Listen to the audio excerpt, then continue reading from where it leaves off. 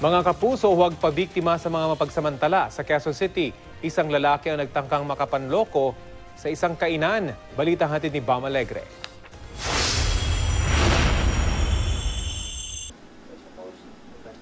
Nahuli kam sa CCTV ang modus ng panloloko sa isang kainan sa Quezon City Memorial Circle.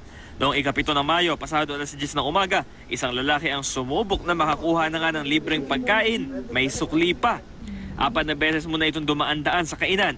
Maya-maya pumasok ito, umorder ng pagkain pero ang hawak na 500 piso, inaabot niya pero di rin talaga niya tuluyang binibigay. Nung naibigay na po namin sa kanya yung beef tapa po, inaantay niya po yung sukli ng 500, wala pa naman po siyang naiabot. Pinipilit niya po na meron na po siyang inabot po. Ayon sa waiter, may gana pa raw magalit ang lalaki at inaway sila. Pero hindi nagpa-onse ang mga empleyado at sinabing i-review na lang nila ang CCTV para sigurado.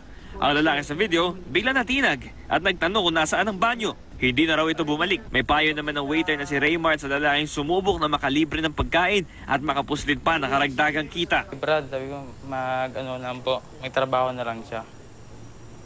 Hindi yung huwag na pong gawin ng hanap buhay yung panluloko niya po. Dahil wala rin pong magandang ibibigay po sa kanya yun. Bandang huli kapamang ka rin po. Dati nang nalinlang ang establishmentong ito ng modus na palit pera. Pero sa tulong ng CCTV, naging mas alerto na sila laban sa ganitong mga uri ng panloloko. Bam Alegre, GMA News.